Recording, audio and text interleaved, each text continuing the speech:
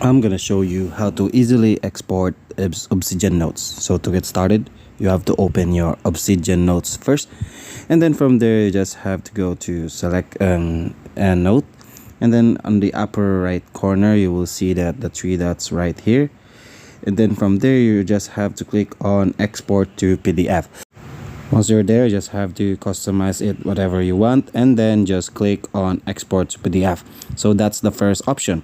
So after that, you have the second option, which you want to go to the settings right on the bottom left corner right here. Go in settings, then go to community plugins. Then once you're there, you go to community plugins again, and then click on browse. And then from there, you just have to type in enhancing export.